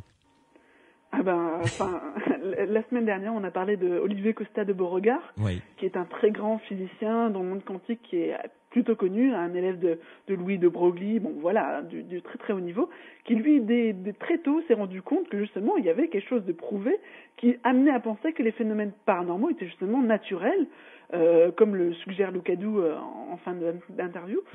Et qu'est-ce qui s'est passé? Olivier Costa de Beauregard, malgré sa position et malgré le fait qu'il y ait plein de chercheurs étrangers qui soient d'accord avec lui, s'est retrouvé vraiment mis un peu au banc par ses collègues, vraiment trouvé ridiculisé. On peut voir ça dans plusieurs ouvrages. Et on lui a vraiment reproché de prendre parti pour la parapsychologie. C'est-à-dire que les physiciens sont pas mieux que les autres finalement, parce qu'ils ont les mêmes obstacles qu'on a nous, la difficulté à penser ces phénomènes comme réels, parce qu'on a justement l'impression qu'il n'y a pas de limite, quoi. Si on commence à croire que la télépathie est possible, alors pourquoi on n'entend pas des voix tout le temps, des choses, la psychokinèse pareil, quelqu'un a détraqué ma télé dans ma maison, ça donne la limite à tout. Et là, justement, Lucadou vient dire que non, justement, si on suit bien à la lettre ce qui se passe avec les phénomènes quantiques, on n'a pas réussi à transmettre des informations fiables. On fait des prédictions statistiques, mais on ne fait pas encore de la téléportation, si vous voulez. Il dit que justement, cette limite-là qui est posée naturellement en physique, elle est aussi valable pour les phénomènes psi, et ça donne justement ce concept qu'il utilisera d'élusivité, de disparition de phénomènes qu'on essaie de l'utiliser comme des signaux physiques. Pierre Mathias, vous vouliez rajouter quelque chose? Tu voulais rajouter quelque chose? Non, ce qui est intéressant dans cette théorie de von Lucadou, c'est qu'effectivement, depuis les origines, je dirais les débuts de la parapsychologie, on cherche à donner un support physique au phénomène psi. Au début du siècle du XXe, on cherchait les ondes de télépathie, on cherche systématiquement un support physique. Et là, Walter von Lucadou propose propose une explication sans ce support physique. Support physique au sens matérialité, onde magnétique, des choses comme ça, mais pas au sens physique quantique. Et donc le rapprochement, pour les physiciens, j'imagine que la difficulté d'accepter une théorie comme celle de von Lukadou, c'est que en fait on rapproche des systèmes physiques à des systèmes du vivant, de la psyché, et la physique en tant que science dure verra ses limites en fait. Ce ne sont pas des limites, c'est-à-dire c'est une science dure qui ne marche pas de la même manière que les sciences humaines, et rapprocher les deux aussi étroitement. Au niveau de la physique, ça pose des problèmes. Au niveau de la conception du physicien, totalement objectif, et totalement objectif et numérique, quantitatif, ça posera des problèmes de conceptuels. Pas mal de SMS, donc je vous l'ai dit, à tous les deux sont arrivés au 71 200 pendant cette interview de Walter von Lukadou, dont un. Alors, je vous pose la question, puisque c'est arrivé. La question dit: le modèle théorique de von Lukadou peut-il s'appliquer à ce que nous savons du phénomène OVNI, Pierre? Ça va dépendre un peu de la manière dont on va considérer, quel modèle d'explication on va choisir pour l'ufologie, pour les observations d'OVNI. Il y aura les partisans physiques, je dirais. D'ailleurs, tôle, boulon, avion qu'on ne sait pas construire, mais avion palpable, quoi. Ici, ça va pas. Là, ça marche pas. Ça va pas marcher. Enfin, ça va pas marcher directement, en tout cas. Il y a aussi la théorie de l'ufologie en tant que phénomène psychique, et là, c'est un autre modèle d'explication dans lequel on pourrait, pourquoi pas, appliquer le modèle de von Lukadou. Oui, Renaud Évrard, qu'est-ce que vous en pensez? Je suis actuellement en train de travailler, de discuter la question, et je trouve ça vraiment passionnant. Je connais pas beaucoup le domaine de l'ufologie, donc excusez-moi. Et je trouve qu'on peut l'appliquer simplement sur le fait des enquêtes du terrain en rapport avec le poltergeist. Je m'explique. Ce qu'on a, c'est donc on ne sait pas quelle hypothèse, si c'est physique ou si c'est psychologique. Comme a dit Lukadou, quand quelqu'un nous raconte une histoire de poltergeist, on ne sait pas vraiment qu'est-ce qui s'est passé vraiment matériellement. Et là, on va encore utiliser cette théorie qui permet de prendre un peu du recul et de dire, tant pis, on avance quand même. Et on se rend compte qu'on essaie justement d'objectiver le phénomène. Et qu'est-ce qui se passe? Depuis 100 ans qu'on fait de la recherche sur des poltergeists, on n'a jamais réussi à sortir un film ou des photos qui puissent convaincre n'importe qui, en fait. Et dans le cas des ovnis, on a le même constat. C'est-à-dire qu'on a beaucoup de films, beaucoup de photos, mais jamais rien d'extrêmement convaincant. Et même quand c'est très très convaincant et que c'est très flagrant, généralement on trouve très rapidement que c'est un trucage. Et donc ce serait de la caractéristique du phénomène. C'est-à-dire que ce serait aussi des phénomènes psy, les phénomènes ovni. C'est-à-dire que on pourrait pas les piéger en action. C'est un peu l'envie, la motivation qu'a eu Hans Bender, le spécialiste des poltergeists sur le terrain. Et lui, il voulait vraiment capter les phénomènes avec tout l'attirail technologique qu'on avait à la disposition. Mais il a toujours finalement échoué à cette tâche, même s'il n'a jamais été très très loin. Et alors, lui et puis d'autres, il n'est pas tout seul, est-ce qu'on a le droit de dire que depuis 130 ans que les parapsychologues font leur travail, c'est des incompétents, ils n'ont jamais réussi à obtenir quelque chose de flagrant? Ou alors, est-ce que c'est dû à la nature du phénomène qui réagit aux conditions de son observation? Et donc, là, dans l'ufologie, si les ufologues veulent s'ouvrir à la parapsychologie, ils trouveront peut-être des ressources pour expliquer le phénomène qu'ils affrontent. Pierre? Oui, enfin, le modèle de von Lukadou, on peut le discuter, on peut essayer de trouver des failles, entre guillemets. Personnellement, ce qui va me gêner, c'est cette notion de ne pas pouvoir enregistrer un phénomène psy ou une observation ufologique. Il y a des phénomènes psy, des productions de psy qui ont été filmées, des productions aussi des poltergeists qui ont été filmées. Je pense d'ailleurs en Allemagne à Rosenheim, où c'était effectivement de mauvaise qualité, mais un tableau qui tournait autour de son clou a été filmé. Des lampes qui bougeaient dans le couloir ont été filmées. Je pense à des choses comme des séances de spiritisme un petit peu, enfin de table tournante, on va dire, un petit peu particulière d'Owen au Québec, qui ont été filmées aussi en pleine production du phénomène. Production.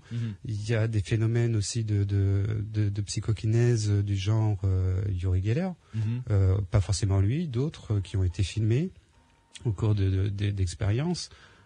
Donc, ça me paraît quand même difficile de dire on ne peut jamais filmer. Ce genre de film existe. Ouais.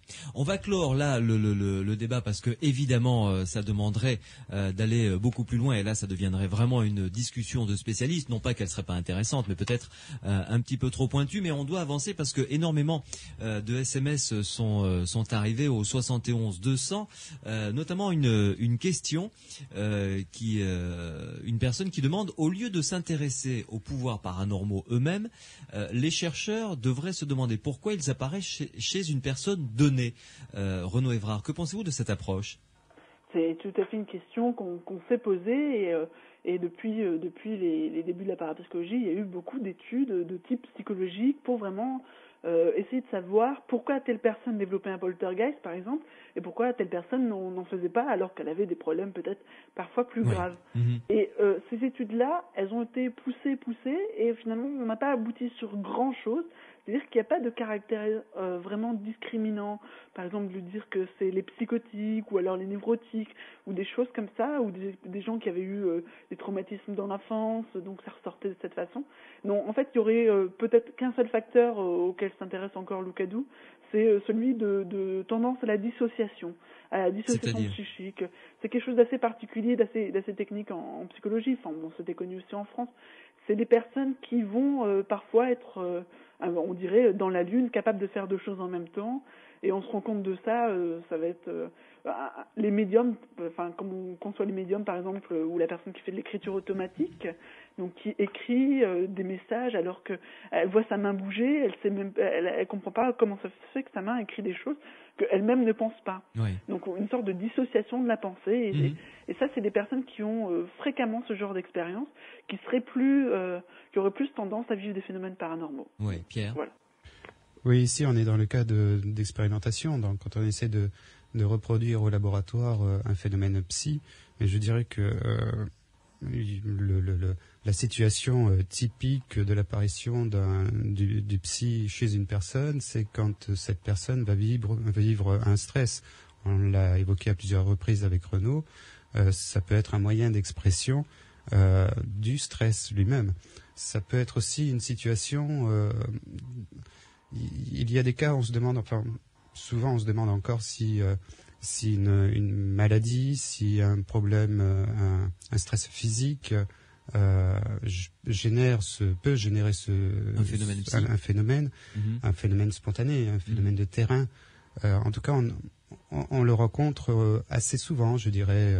Je me souviens comme ça, il y a un exemple qui m'en vient en tête très, très ponctuel, dans le Narbonnais, d'une jeune femme qui avait eu un accident de moto et qui, immédiatement, pendant sa convalescence, immédiatement après cet accident de moto, avait eu des sensations, elle avait ressenti une présence chez elle, la présence d'un ancien locataire, en fait une vieille dame qui habitait là avant elle.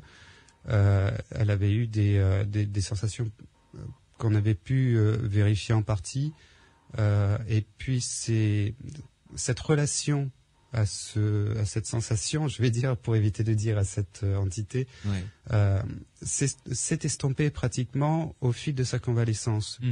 Au fur et à mesure qu'elle allait mieux physiquement, ça s'est résorbé, quoi. En fait, j'ai suivi cette personne pendant pratiquement un an, même un peu plus, et c'était très fort au départ. Et ça s'est amenuisé petit à petit jusqu'à disparaître en bout de convalescence. Encore un SMS, puisque vous l'avez évoqué, Renaud, un auditeur ou une auditrice qui nous demande: que pensez-vous de l'écriture automatique? Est-ce dangereux? Oui, non. Oui ou non, Renaud? C'est-à-dire qu'une activité en soi, dite pratique occulte, pour faire général, n'est pas dangereuse en soi. Enfin, on peut très bien faire ça en s'amusant ou faire ça pour développer ses capacités artistiques, comme faisaient les surréalistes, hein, qui se mettaient aussi, disait-il, en état d'automatisme d'écriture. Mais le risque, ce serait en fait l'idée qu'on s'en fait et comment ça peut venir exprimer aussi des problèmes psychologiques derrière. C'est-à-dire qu'on va se mettre dans cette position d'écriture automatique, il va se produire parfois des phénomènes, parfois même des choses prémonitoires, et ensuite on va se dire que c'est pas nous, que c'est un esprit, qu'on est possédé, et finalement ça va nous suivre partout. Donc il y a des idées comme ça, que si elles sont pas encadrées, même par une théorie spirit qui à certains égards limite et donne une façon de penser très morale de la chose, hein. Donc ne pas en abuser et tout ça. Certaines personnes sont faites pour, d'autres non, donc vous pouvez couper la communication avec les mauvais esprits si vous voulez, mais un ensemble de théories qui permet finalement de prendre du recul par rapport à cette activité. Et ça, le problème avec l'écriture automatique et d'autres pratiques occultes, c'est que c'est souvent actuellement des adolescents qui font ça pour s'amuser. Ils ont vu ça à la télé ou dans des livres, et eux, ils sont pas du tout encadrés et ils ont même pas finalement à quelqu'un à qui s'adresser pour ensuite en parler. C'est ce qui est peut-être. Et là, ça peut être dangereux. Oui, là, ça peut être dangereux, quoi. Pierre. Oui, on peut comparer l'écriture automatique à d'autres pratiques de communication avec l'au-delà, que ce soit séance spirit, que ce soit transcommunication. Le tout, c'est de ne pas en abuser et de ne pas se rendre dépendant. Et surtout, de ne pas se rendre dépendant d'une tierce personne qui pratique cela pour vous. Mais si on reste au niveau de la personne qui va essayer elle-même, c'est difficile à dire, mais peut-être qu'on pourrait dire, avant d'essayer la première fois, on pourrait peut-être se dire, il faut que je prenne la décision rationnelle de ne pas en abuser, de ne pas faire ça tous les soirs pendant des heures et des heures. Parce qu'après tout, même si on envisage la survivance, même si on accepte la survivance, l'autre qui est de l'autre côté, il a sans doute autre chose à faire que d'être là, tout bonnement. Ne serait-ce que pour ça, c'est un respect de l'autre, après tout. C'est vrai. Donc, ne pas se rendre dépendant, et même à la limite se dire, si je m'aperçois rationnellement, en réfléchissant 30 secondes, que vraiment je deviens accro, dès que je m'en aperçois, j'arrête. Il faut réussir à avoir cette présence d'esprit, je dirais. Voilà, mais il faut l'avoir en fait avant de commencer. Et si on se donne une barrière, une barrière de protection, et on se dit cette barrière, je ne dois pas la dépasser. Là, ça peut marcher. Il y a d'autres situations qui peuvent être dangereuses, je dirais, dans ces expériences, et je pense en particulier aux séances spirites. C'est quand on ne maîtrise plus ce qui se passe autour d'une table, quand c'est une séance de table tournante, on essaie de communiquer avec un défunt, on a un mouvement de la table, qu'il soit réel, provoqué, ça n'a aucune importance. Il y a un groupe qui s'est formé, il y a des influences de groupe qui se forment, il y a des gens qui ont des attentes particulières par rapport à ce que va faire la table, et ce qui peut être le plus difficile à maîtriser, c'est non pas la communication en elle-même avec un défunt, dans la mesure où on accepte qu'il est là, mais le contexte psychique. Pour prendre un cas précis, je dirais qu'il m'est arrivé de me retrouver personnellement autour d'une table pour faire une séance comme ça, et d'avoir un couple dont la femme avait des comptes à régler, des discussions sérieuses. Elle aurait aimé avoir des discussions avec son père défunt, il n'y avait pas eu l'occasion. Et manifestement, cette séance-là lui servait d'exutoire. Et là, ça devient dangereux. Ça devient dangereux vraiment au niveau de la personne. Mais c'est pas le contact avec l'au-delà qui est dangereux. C'est pas la croyance en l'au-delà si on y croit. C'est ce contexte psychologique de la personne au moment où elle pratique et bien sur Terre. Là. Ouais. Vous restez avec nous, Renaud Evrard, Pierre Massias, une pause et on se retrouve dans quelques instants. Vous pouvez continuer évidemment à nous envoyer vos questions. Vous le savez, c'est avec grand plaisir que nous y répondons, tenterons d'y répondre. Vous tapez Sud sur votre portable, vous laissez un espace, vous rédigez votre texte, votre question, votre commentaire et vous envoyez le tout au 71 200 ou vous pouvez nous appeler au 0826 300 300. Morad est au standard pour vous accueillir. 0826 300 deux fois. Dans quelques minutes, nous allons répondre aux questions que vous nous avez laissées sur notre répondeur, les aventuriers de l'étrange. Samedi et dimanche, 22h minuit, Louis Bénédy, les aventuriers de l'étrange. 0826 300 300, vous le savez, vous pouvez nous appeler et nous laisser des questions, des messages. Nous allons les écouter avec mes deux invités, Pierre Massias et Renaud Evrard, et essayer d'y répondre. Première question.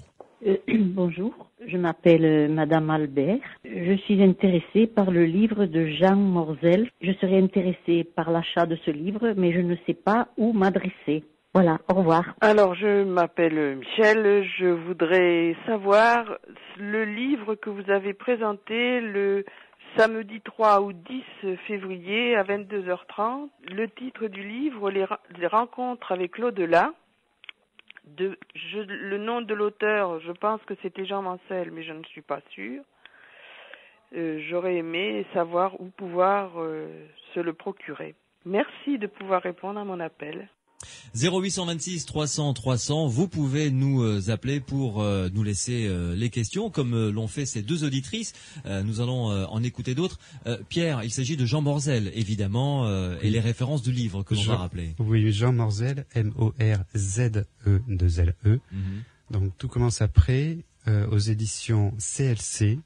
Et pour se le procurer, on va dans une librairie, dans la librairie la plus proche, on le commande. Ça se trouve très très facilement. Et très bon bouquin d'ailleurs, puisqu'il a été notre invité. J'ai eu l'occasion de lire ce livre, toi aussi. Tout à fait. Très bon bouquin avec pas mal de témoignages à l'intérieur. Donc le titre, c'est Tout commence après. Et l'éditeur, c'est CLC, les trois lettres. CLC Édition. Voilà, tout à fait. Et puis on peut peut-être rappeler que Jean Morzel doit donner une conférence sur Toulouse. J'avais la date sous les yeux, je l'ai plus. Tu as 30 secondes pour la retrouver, le temps de... Je la retrouverai pas, c'est le 27 février sur Toulouse. Je pense qu'on va retrouver ça dans les annonces locales. D'accord, très bien. De toute façon, il y a le site. Oui, sur le site internet, les informations y sont. Donc je rappelle le site psiland.org, psiland.org, psiland.org. Une autre question. Bonsoir, je suis Eman de Bordeaux et je voudrais demander d'extrapoler un peu plus sur les expériences de Sheldrake en fait, sur le champ morphique. Est-ce que c'est reconnu comme étant scientifique et en fait quels sont les développements, les études les plus récents qui ont été faits sur ce sujet? Parce que si c'est vrai, ça voudrait dire que en fait l'espèce humaine, ou peu importe quelle espèce, pourrait se régler sur une certaine longueur d'onde pour se procurer, en fait, des connaissances qu'il ne possédait pas auparavant. Parce qu'en fait, j'en parlais à un ami cette semaine, qui est très très sceptique, en fait, et il ne croit pas du tout. Merci. Alors là, je me tourne vers vous, Renaud Evrard. D'abord, peut-être une présentation succincte de qui est Rupert Sheldrake.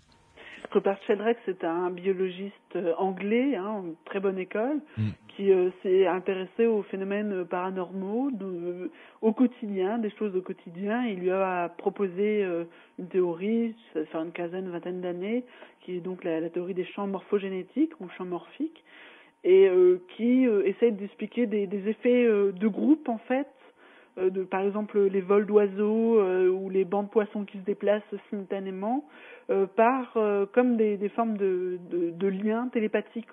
C'est-à-dire que chaque groupe a créé un lien télépathique qui unit tout le groupe de manière inconsciente. C'est ça, donc des esprits collectifs. Et donc c'est une autre façon d'élaborer la non-localité finalement. Enfin, la théorie des champs, c'est plus proche quand même de la matérialité physique.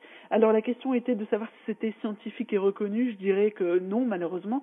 Il y a des données, beaucoup de données. Donc Rupert Sheldrake se base aussi sur des données en parapsychologie, des phénomènes spontanés comme des phénomènes provoqués expérimentalement. Mais ça reste une théorie, il y en a beaucoup d'autres. Celle-là est plutôt contestée, en fait.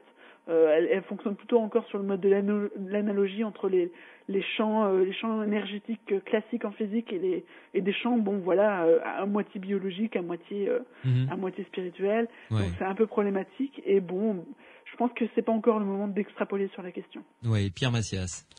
Oui, sur ce champ morphique, l'une des expériences de base, en fait, ne me semblait pas faire partie du domaine de la parapsychologie.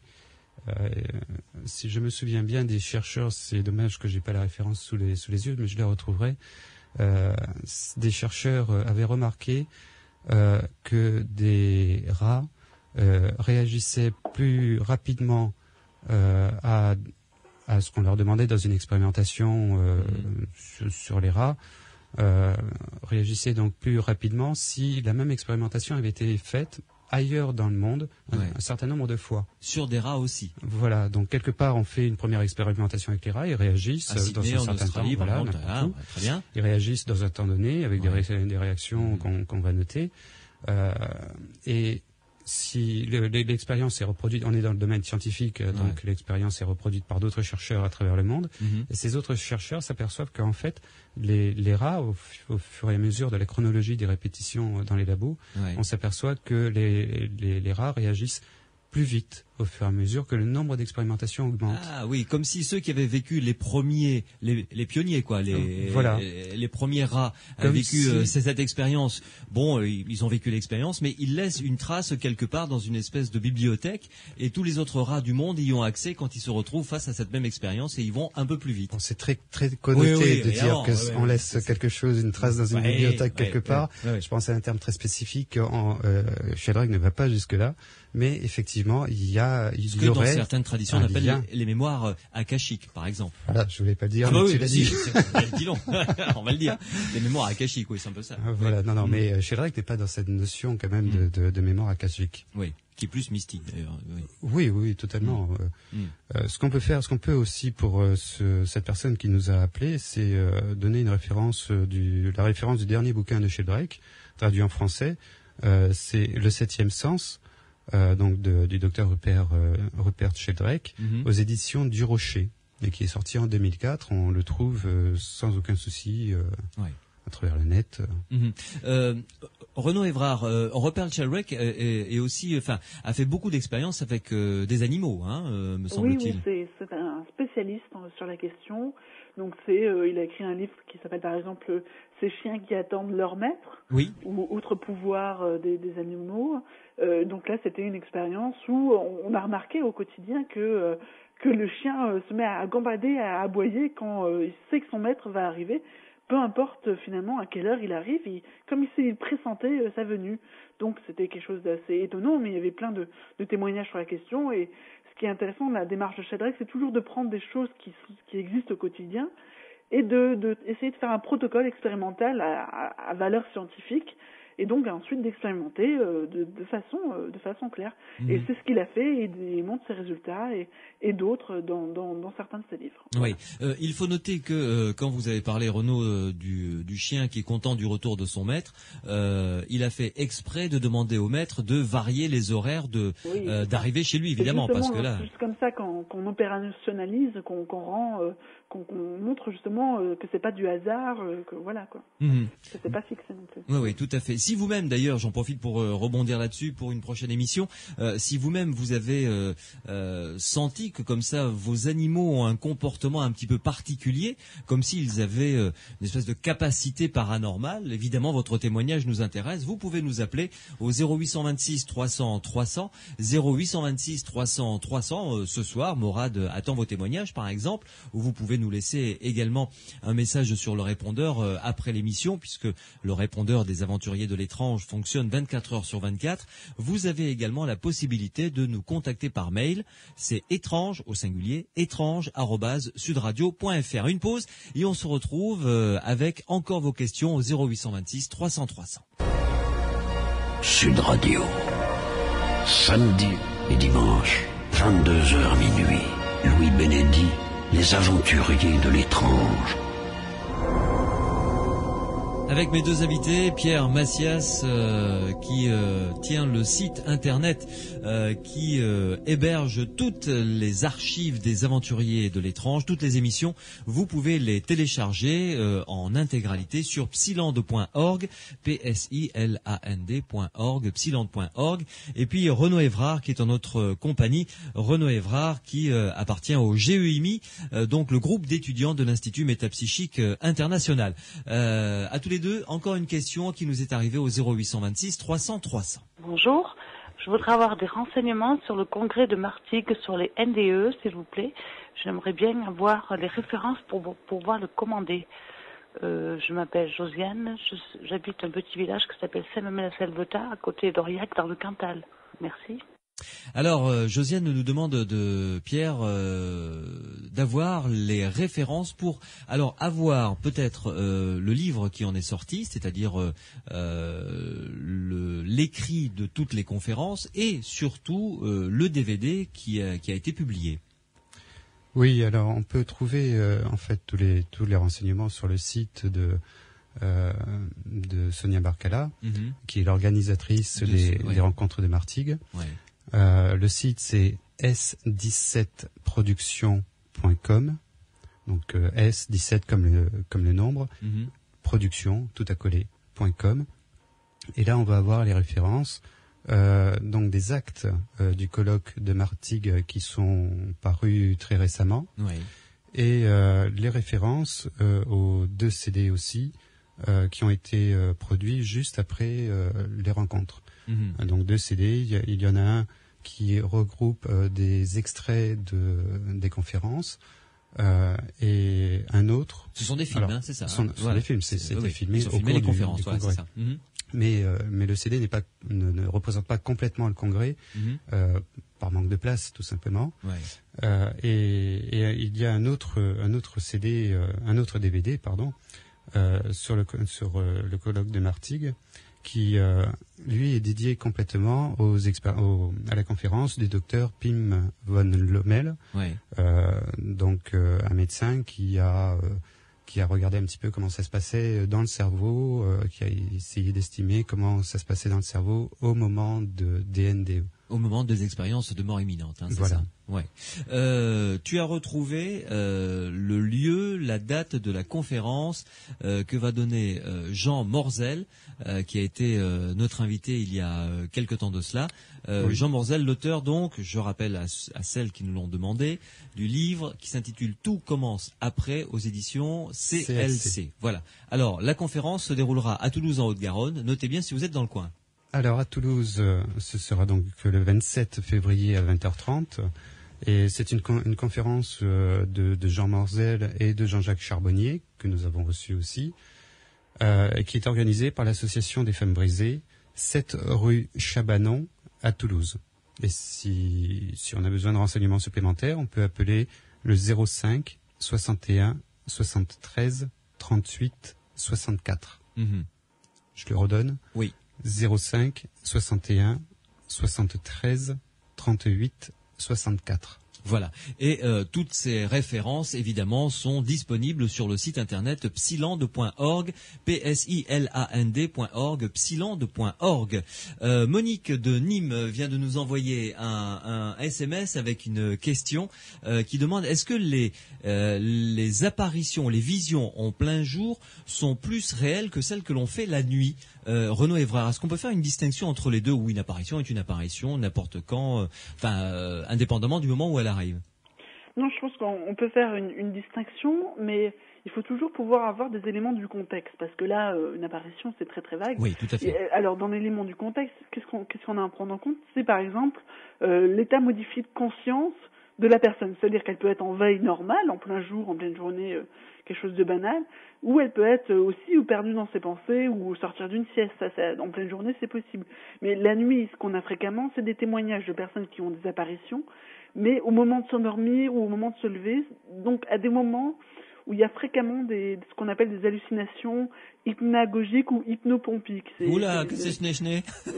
Voilà, c'est simplement. Bon, je vous ai donné les termes techniques pour que vous pourrez retrouver, mais c'est simplement des hallucinations qui sont fréquentes quand au moment de l'endormissement, parce qu'il y a un mélange entre le rêve et la réalité, et pareil au réveil. Et donc il y a même des pathologies en petites pathologies, par exemple la paralysie du sommeil, qui est ça arrive à beaucoup de monde, et il y a beaucoup de monde, ça se produit avec des hallucinations. Et au moment du sommeil, on se retrouve à se réveiller, on est conscient mais paralysé, on n'arrive plus à bouger. Et là, on ressent des choses bizarres et on peut voir apparaître des formes succubes, incubes, démons, extraterrestres, et j'en passe. Et donc, ce sont des apparitions nocturnes. Justement, il faut pouvoir déterminer quel état modifié de conscience. Et puis, il y a d'autres éléments du contexte qui peuvent être pris en compte aussi. Ouais. Enfin, une question. Là, il est 23h52. Vous avez à peu près 5 petites minutes pour vous lâcher pour vous lâcher, Renaud Évrard et Pierre Massias, sur cette question qu'un auditeur nous a envoyée par SMS au 71 200. Pourquoi en France les scientifiques veulent systématiquement discréditer le paranormal? Ouvrez le feu, qui veut commencer? Renaud, allez. Ah non. Eh bien, je vous conseille de lire Somnambulisme et médiumnité de Bertrand Meust. Ça fait 1200 pages. Ah oui, c'est ça simple. répondra à votre question. En fait, c'est vraiment quelque chose d'historique, très propre à notre culture et très enraciné très profondément en nous, ce refus des phénomènes paranormaux, ou alors cette attribution au domaine du surnaturel. Et donc là, on est dans une ère difficile à penser parce que c'est possible, mais ça correspond pas à ce qu'on nous a appris, et pourtant c'est possible et c'est pas surnaturel, c'est pas dû à Dieu, c'est pas dû aux extraterrestres ou à l'au-delà. Enfin, on peut le penser. Bon, je dirais que on doit essayer de comprendre le paranormal ou les phénomènes psy justement dans une ère intermédiaire, et c'est pas évident. Et donc les scientifiques ils font souvent et sont souvent conservateurs. On leur a appris des choses et ils l'appliquent d'une très bonne manière. Et il y en a certains qui essayent d'avancer. Ils s'exposent aux critiques, c'est normal. Pierre. Oui, comme dit Renaud, les scientifiques s'exposent aux critiques et c'est normal. Mais personnellement, ça me fait toujours un petit peu sursauter cette question, pourquoi les scientifiques n'acceptent pas les phénomènes paranormaux. Hormis ce que vient de dire Renaud, moi je trouve pas que les scientifiques refusent les phénomènes paranormaux.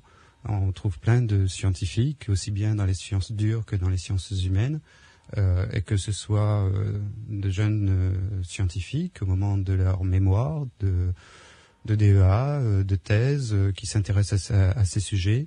Ceux-là ne sont pas fermés à ce genre d'idées. Oui, mais on sait très bien que s'ils veulent pousser un petit peu plus loin, leur carrière est flinguée. Pas forcément, ça dépend dans quel contexte ils se situent. Ouais. Et effectivement, il y a des guéguerres de labo comme n'importe où, même dans l'industrie. On veut avoir plus de sous que le petit copain parce qu'on a envie de mener une expérimentation. Donc, d'une manière, on va essayer de dénigrer son collègue parce qu'il a fait un travail à propos de tel ou tel phénomène ou partie du paranormal. C'est surtout dans ce cadre-là que c'est dénigré. C'est-à-dire les scientifiques en place ont effectivement une carrière, ont effectivement un travail à accomplir dans le cadre normal de leur cursus, et ça va leur poser éventuellement problème de dire qu'ils s'intéressent à ce genre de phénomène, ou alors ils vont le dire devant la machine à café. On m'a raconté il y a quelques années une histoire drôle en fait. Dans un labo de sciences humaines, je dirais pas précisément quoi, où pendant une réunion de labo, parce que justement chacun cherchait à financer son travail personnel ou le travail de sa petite équipe, certains avaient lancé des pics à d'autres sur leur intérêt de tel ou tel domaine du paranormal, que ce soit la sorcellerie ou que ce soit l'ufologie, en particulier l'ufologie dans ce cas-là. Et le directeur du labo même avait lancé des attaques assez sévères vis-à-vis de l'un de ses collaborateurs, je vais dire, sur son intérêt, pas ses croyances. C'était absolument pas une histoire de croyances, mais son simple intérêt pour l'ufologie. Et ensuite, après la réunion de labo, devant la machine à café. Là où il s'était fait bien démonter pendant la réunion. Il s'est bien fait démonter pendant la réunion. Mais après, devant la machine à café, ce directeur de labo dit à cette même personne qu'il avait démonté copieusement. Je t'ai démonté, mais finalement c'est vachement intéressant ce genre de sujet. Il y a des choses à gratter, il y a des choses à faire. Je suis désolé. La parapsychologie, finalement, on peut la considérer comme une discipline scientifique parce que on a à peu près les mêmes règles que dans les disciplines scientifiques institutionnelles. On se tire dessus à boulet rouge, mais finalement, on est copains. Oui, d'ailleurs, Lucadou, justement, est intervenu en 2006, là, cet été, à un congrès de l'Association américaine pour l'avancement de la science. Donc, c'est quasiment l'équivalent de l'Académie des sciences, qui a fait un congrès en mêlant des physiciens et des parapsychologues sur la question de la causalité rétroactive dans le temps, en fait. Et Lucadou était invité parmi d'autres parapsychologues. Donc, aux États-Unis, le débat était là, et les actes sont publiés par cette académie, quoi. Alors que, on a cette image de la France où finalement, les frontières sont plutôt, il y a un filtre aux frontières et on n'a pas forcément toutes les informations. Le paranormal est une bonne science, mais devant la machine à café, quoi, dans les labos. Voilà. En gros, si je résume un peu. À peu près, parce que quand même, un certain nombre de personnes, un certain nombre de scientifiques arrivent à s'exprimer comme ils l'entendent par rapport au sujet, parce que soit ils sont à la retraite, tout simplement, là ils craignent plus rien, soit parce qu'ils ont une assise tellement forte dans l'institution qu'ils peuvent se permettre ce qu'ils veulent. Même là, voir l'exemple que citait Renaud Évrard il y a quelques instants, Olivier Costa de Beauregard, grand physicien quand même, qui s'est fait chambrer par ses collègues parce qu'il s'intéressait aux phénomènes paranormaux. Alors quand même c'était un monsieur. C'était un monsieur reconnu par les physiciens, par les autres, par la communauté des physiciens. Il était unique, je dirais, dans la petite case du modèle interprétatif de la mécanique quantique qu'il défendait. Dans d'autres cases, je dirais, explicatives, on trouvait plusieurs physiciens, mais il était reconnu parmi les spécialistes mondiaux de la mécanique quantique. Ouais.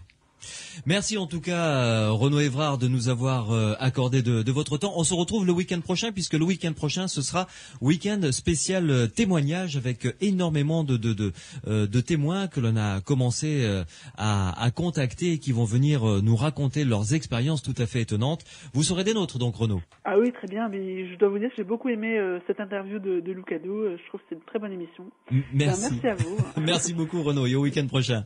Au revoir. Au revoir. Au revoir. Pierre, évidemment, samedi et dimanche prochain pour l'analyse des témoignages de ceux et celles qui nous écoutent. Avec plaisir. Merci beaucoup, Pierre. Sud Radio.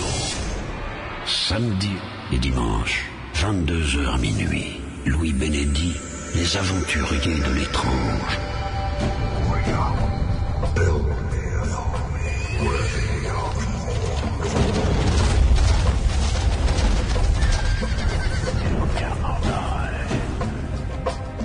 Rendez-vous donc le week-end prochain, samedi et dimanche. Attention, samedi, l'émission ne commencera qu'à partir de 22h50 car il y a du sport juste avant.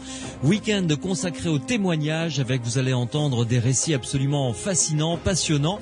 Donc si vous aussi vous avez vécu quelque chose de l'ordre du paranormal, vous pouvez nous appeler et nous laisser un message. Et vos coordonnées évidemment au 0826 300 300. Si vous voulez réécouter cette émission et les émissions précédentes, direction le site psylande.org où vous retrouverez toutes les archives des aventuriers de l'étrange depuis le mois d'avril 2006. Vous pourrez les télécharger et les écouter tout à votre aise. Merci à Mathieu qui a réalisé cette émission, Morad qui était au standard et Pierre Massias qui m'aide à les construire. Je vous souhaite une excellente semaine à l'écoute des programmes de Sud Radio. À samedi prochain.